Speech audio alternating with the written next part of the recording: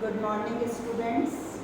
I am Aruna Gupta, Associate Professor, Government College B. Today we are discussing National Income राष्ट्रीय आय। राष्ट्रीय आय का अर्थ एवं अवधारणा। राष्ट्रीय आय को मोटे तौर पर हम समझ सकते हैं एक राष्ट्र में एक वर्ष की अवधि के दौरान उत्पादित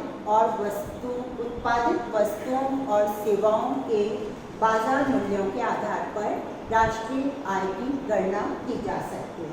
यानी राष्ट्रीय आय के लिए एक राष्ट्र की सीमाएं, एक वर्ष की समय अवधि और उस अवधि में उत्पादित सभी वस्तुओं और सेवाओं के बाजार मूल्यों का योग राष्ट्रीय आय कहलाती है।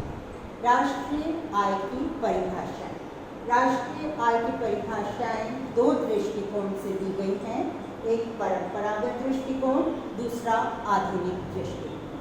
परंपरागत दृष्टिकोण में मुख्य रूप से मार्शल, पिगू और फिशर की परिभाषाएं आती हैं। मार्शल ने अपनी परिभाषा उत्पादन दृष्टिकोण से दी है, जिसमें उन्होंने बताया कि एक वर्ष की अवधि के दौरान जितना अंतिम वस्तुओं और सेवाओं का उत्पादन होता है उनकी कीमतों का योग राष्ट्रीय लाभांश या राष्ट्रीय आय अथवा राष्ट्रीय उत्पादन कहलाता है।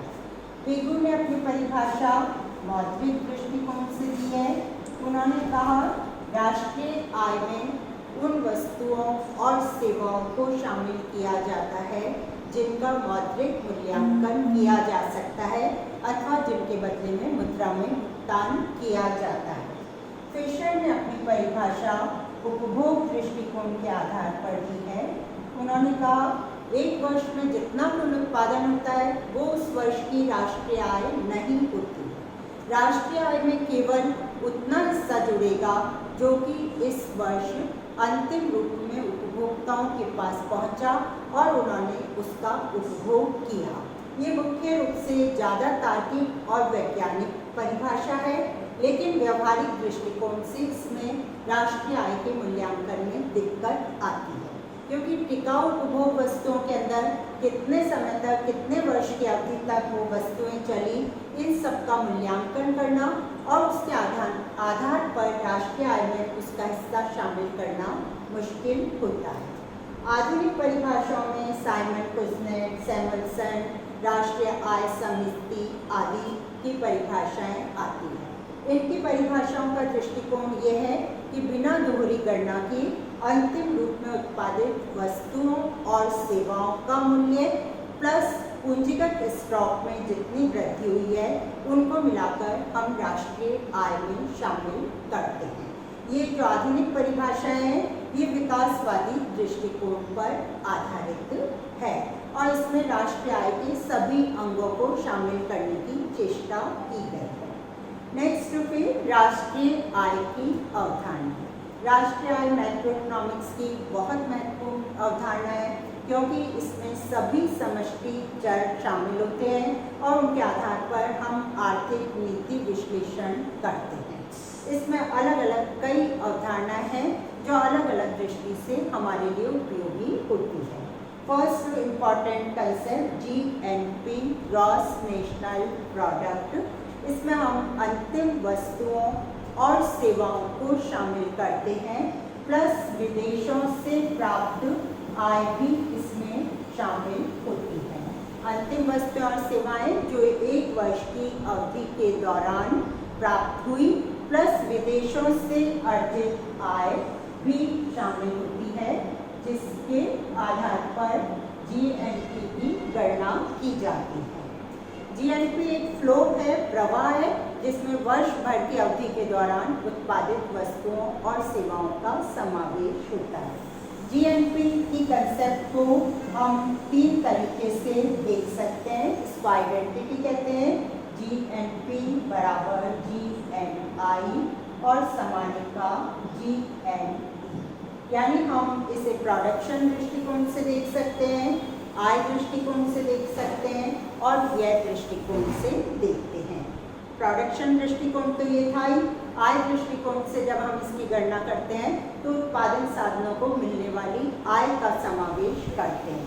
उपभोग दृष्टिकोण या व्यय दृष्टिकोण से इसमें देखते हैं तो उपभोग पर कितना व्यय, विनियोग पर कितना व्यय, सरकारी व्यय पर कितना एक्सपेंडिचर हुआ है, इन सब का समावेश किया जाता है और ये तीनों संतुलन की स्थिति में समान होती हैं।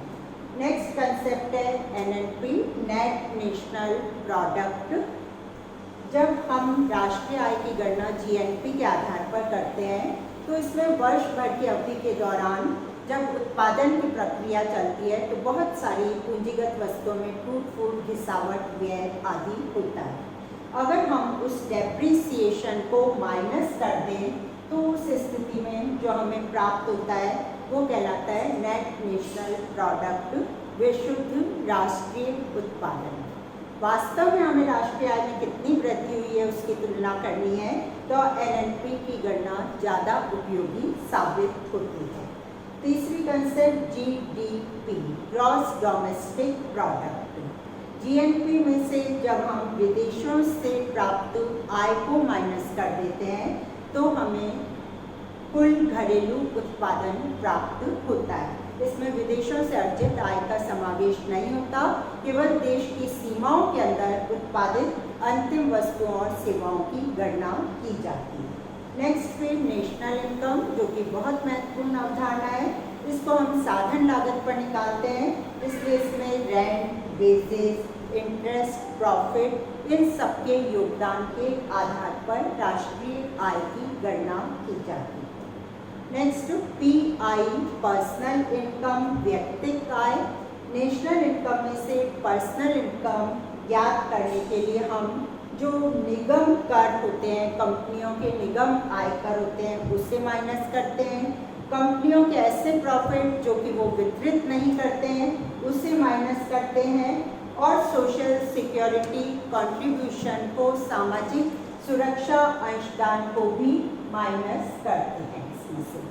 ये सब चीज़ें व्यक्तियों को नहीं प्राप्त होती है, इसलिए माइनस किया जाता है। पर एक चीज़, ट्रांसफर पेमेंट्स, हस्तांतरण भुगतान को इसमें प्लस किया जाता है क्योंकि हस्तांतरण भुगतान राष्ट्रीय आय में शामिल नहीं था लेकिन व्यक्तियों को आय के रूप में मिलता है, जैसे पेंशन, बेरोजगारी भत्ता आदि। डीआई, डिस्पोजेबल इनकम, व्यक्ति उपभोग आय, यानी जिसको व्यक्ति अपने उपभोग में काम में ले सकता है, वो बराबर होती है जितनी उसकी पर्सनल इनकम प्राप्त हुई थी उसमें से हम डायरेक्ट टैक्सेस को, कोई पेनल्टीज, कोई शुल्क वगैरह है तो उन सबको माइनस कर देते हैं, तब हमें डिस्पोजेबल इनकम प्राप्त होती है। और एक्चुअली में डीआई बराबर होती है कंजप्शन प्लस सेविंग, उपभोग और बचत के बराबर होती है। नेक्स्ट है पर कैपिटा इनकम, प्रति व्यक्ति आय। प्रति व्यक्ति आय की गणना करते हैं हम राष्ट्रीय आय में देश की कुल जनसंख्या का भाग दे दें तो हमें प्रति व्यक्ति आय प्राप्त होती है। प्रति व्यक्ति आय के आधार पर हम राष्ट्र के नागरिकों के जीवन स्तर में कितनी वृद्धि हुई है दूसरे देशों से भी तुलना कर सकते हैं और अपने देश के विभिन्न स्तरों पर भी तुलना कर सकते हैं। तो स्टूडेंट्स, आज हमने राष्ट्रीय आय का अर्थ क्या है, इसकी अलग अलग दृष्टिकोण से दी गई परिभाषाएं और फिर इससे संबंधित अवधारणाओं को पढ़ा। Thank you.